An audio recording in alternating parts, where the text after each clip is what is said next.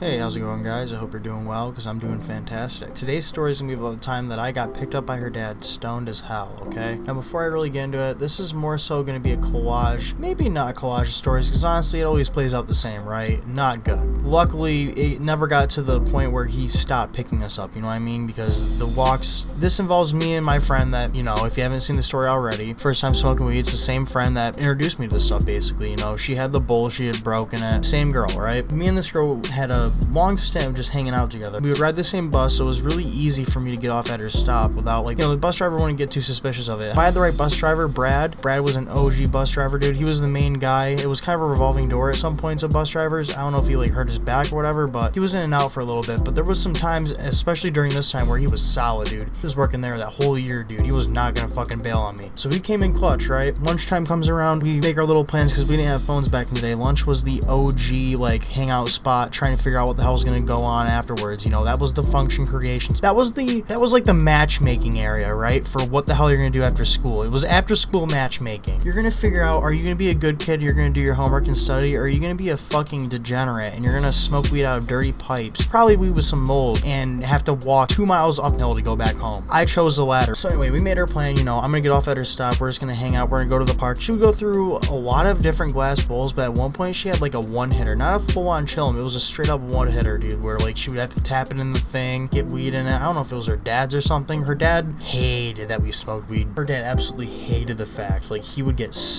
red in the face, dude. It was scary sometimes. He also smoked weed during this, we'd come to find out later, but regardless, we made our plan, right? So the time comes around to leave school. It's the last period, we're all excited, we're fucking hyped, because this was one of the first times that I smoked weed. It wasn't the first time, but I wasn't really acquainted with it yet, so every time was kind of a whoa, crazy experience. And so we both get on the bus. We were kind of the last stop, man. I was the first stop to get picked up and the last stop to get dropped off. It was fucking horrible. And she was kind of the same way, right? We didn't live too far away. We're on the bus, we're just waiting to get home. Eventually we get to her house, I get off at her stop, we go into her room, and she pulls out, it was always really fucking interesting to see how this woman would hide her weed, because I wasn't at the point of smoking where I was getting my own weed yet. I would always just bum weed off her pretty much. She would smoke me out all the time, and I appreciate that. She knows who she is, she isn't watching this shit, but hey, dude, that shit went hard. She held me down real fucking tough through some real tough times, and I appreciate that. She would always hide her weed in such a weird fucking area. This time it wasn't something too crazy. She just had it in her drawer in a jewelry box, in another smaller box, in a pill bottle or something like that. So she pulls out this weed, this fucking absolute, actually it wasn't red yet. It's hard to say because back, I have to take into account the time period, right? The era, this wasn't, we were coming out of the dark ages of weed, right? France just fucking toppled over, they had the revolution, and now finally we're getting some green weed. We're getting some weed that might not have pesticides in it, at least not actively. And so she's got, a little bit of, some inner city skunk. This shit's kind of ooh, we're excited. So fuck it. She grabs her grand bag of this shit and we head out immediately. We're not trying to waste any time. We can't fucking stink up the house, bro. This shit's gas. We need to fucking get it out. So we run the fuck out of the door. We had this whole, it was fucking, we were so smart, dude. We would always get, a couple waters to go. We would always be set before we left this fucking place. And so we mosey on down this hill. And this hill was a trek. We're talking, this isn't a couple blocks to the fucking, to the local park. This is a 2-mile stretch of road, and then you have to go through a little bit of a neighborhood to get to this park. But hey, we were dedicated, dude. We wanted to smoke at this park. It's you can't smoke anywhere else, you can't smoke on the side of the road, you can't smoke outside of our house, you have to go to the park. That's the legal place, that's a safe zone. So we're going to the safe zone. We get there, we got our little one hitter, and we're just going out in the dugout, and we're smoking up, and we're having a good time. I'm ripping the fuck out of it. I'm getting high as shit. I used to get so high that I used to lose frame rate in real life, dude. It was kind of scary. I wouldn't be able to walk half the time. I swear to God, I would drop down to 5 FPS. It was like watching a slideshow. And the worst part is that if I sat down, my vision, my POV would be lifted a foot off the fucking ground and then fall back down repeatedly. I would have my fucking regular vision. My eyes would sink back into my head and then raise up and then fall. And it would just do that for an hour, 2 hours sometimes, dude. It was so so disorienting. Luckily, however, that was kind of happening to me too. I'm not gonna lie. I was kind of having one of those experiences.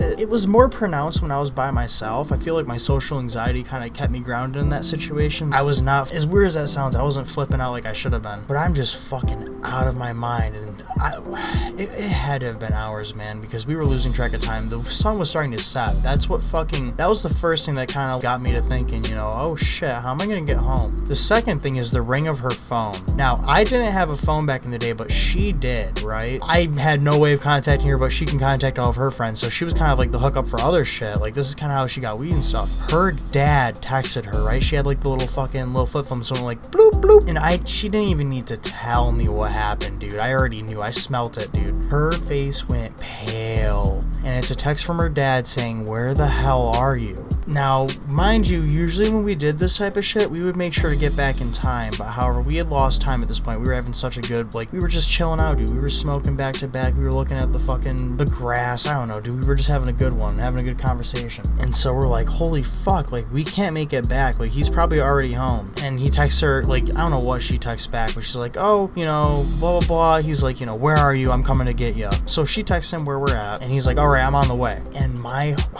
dude. One of these times I fucking ran, dude. I didn't let him know that I was with her, but this was not one of those times. I decide, to stay. I'm like, well, the road he's going down, my house is on that road. There's no other out for me to take unless I want to extend my fucking 2-mile walk another 6 miles. So I'm just kind of boned. I'm like, fuck, I'm gonna take the L. I'm gonna have to go home with her dad. And I've never seen her dad angry at this point, right? So we're just kind of chilling. We're stoned. I'm trying to sober up. I'm like, if I had a phone, dude, I probably would have been looking up how to get sober faster, some dumb shit like that, because I was tweaking the fuck out over this, and rightfully so. He used to drive this white pickup. Kind of a nice pickup, I'm not gonna lie. He never really had a shitty car now that I think about it. He always had a nice truck. It wasn't nothing crazy, nothing that you snap your neck at. A nice fucking truck. He pulls up in this truck, this fucking the brakes. I remember like it was yesterday, dude. It was fucking terrifying. He doesn't say a word. He's just looking out of his passenger window at us, and we're trying to play it off like we're not high, right? I'm pretty sure she still had weed on her. I don't even think we smoked the whole gram. That's how pathetic this was. We're trying to play it off, right? She gets in first, thank fucking God. This is a 2-seater truck, dude. So this is we don't have a lot of space to get away from this guy's wrath, dude. We're up on his ass. We fucking pile 3 deep in the 2-seater truck and we take off. This was the longest 2-mile drive I ever had in my fucking life. He just, at first it's silent. It's like the calm before the storm, bro. The tornado's brewing in Nebraska and your cows are scared, dude. He opens his mouth and he says, you're smoking that shit with that fucking kid. You need to quit it right goddamn now. He just went off. You're under my house. You can't be doing this shit. And you got another kid in there. You're gonna go to jail. I'm gonna call the cops on both of you. You're gonna go to jail for a long, long time. He's straight up saying he's gonna snitch on us. We're gonna go to jail. We're gonna go to hell. He wasn't saying we're gonna go to hell, but he was insinuating a lot of just, I don't even want to repeat half the shit he said, dude. He was just going off, dude. Dude was spitting hardcore facts to these fucking middle schoolers, dude. And I have to take this higher than a motherfucker, dude. And I don't really handle getting yelled at well, right? I'm not the fucking type of person to yell back, but I clam up, dude. I just can't handle that shit. That shit just to this day, it's just fucking, it's like a deer in headlights. I don't know what the fuck to do, dude. I feel a little bad, but you're fucking crazy. Holy shit, I'm kind of afraid right now. And he's gripping this fucking steering wheel, white knuckled, and he's just absolutely going off. He drops me off. He does me the hugest favor ever. I don't know why the fuck he did this. He pulled up 4 houses down and told me to get out early so he didn't get seen, so his daughter didn't get in trouble for me coming home stoned, right? So when I got home, I was in the clear, right? For another day, my ass was saved. I got yelled at by 1 adult. I didn't even get yelled at by 2. So, that was a W in my book. Anyway, guys, that's pretty much it. That's the story right there. Thanks for watching and have a good one.